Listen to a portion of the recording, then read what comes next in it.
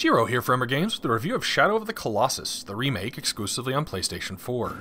Shadow of the Colossus was originally released in 2005 on PlayStation 2. Developed by Team Ico, the same developer responsible for, well, Ico, their first title, and also their third title, The Last Guardian, which, after being stuck in development hell for many years, switched to former studio lead Fumito Ueda's new company, Gen Design, and was released in December of 2016 on PlayStation 4.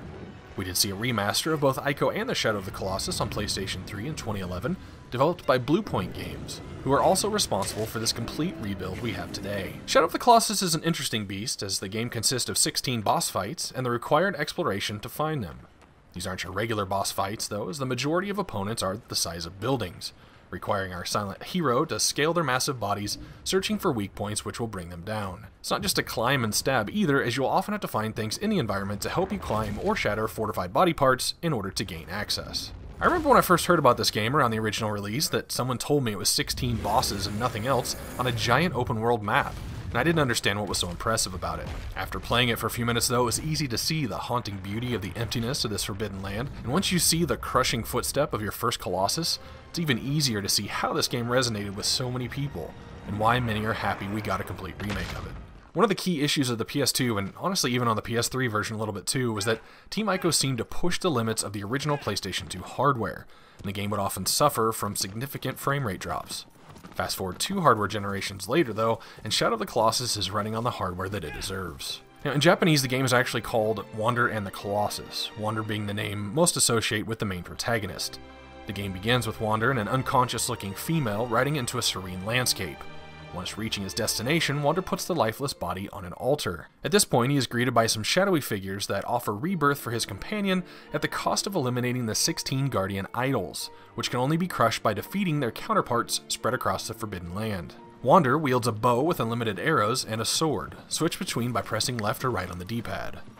The sword can be held up anywhere there's sunlight, and the beams will come together as one when facing the direction of your next target. The map is pretty much entirely open world from the beginning, but the colossi will only appear and are to be eliminated in the order presented. No hero should be without his trusty steed, but in Wander's case, his horse aggro will just have to do. You can call aggro and whistle for him with the press of triangle, which is also the button you must constantly press to spur him along to try and maintain speed. He will have a mind of his own here and there, sometimes helpfully avoiding obstacles, sometimes acting like a complete jackass. Whether it was intentional to give this creature a mind of his own for realism's sake, I'm not sure we'll ever know. Wander can swing his sword, but you'll rarely find a use for that.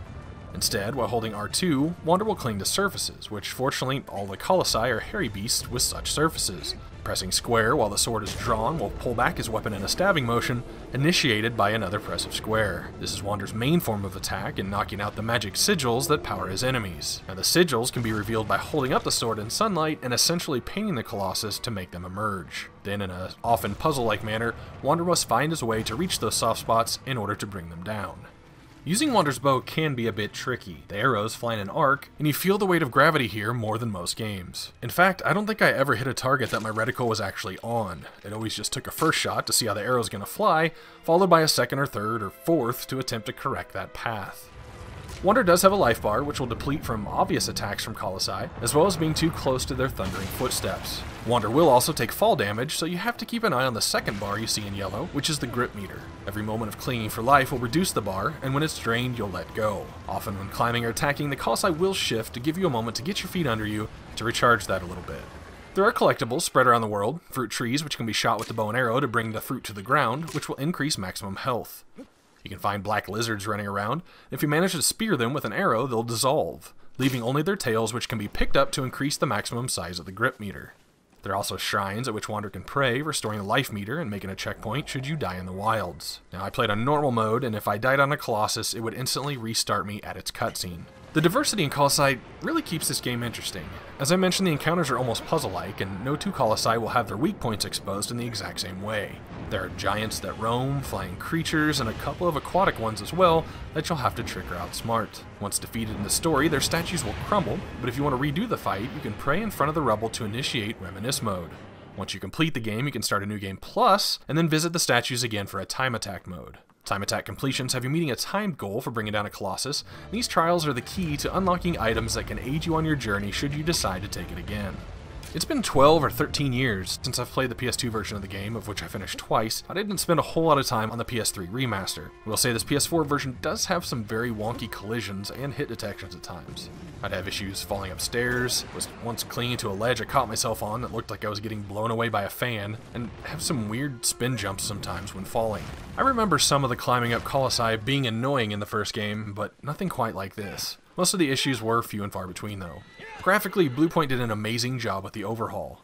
Environmentally speaking, sometimes when I'd turn a new corner, I'd just walk slowly and just take it all in and get some good photo ops. There's a photo mode you can use, that seems to be the rage these days, enabling you to stop the action and get some good shots.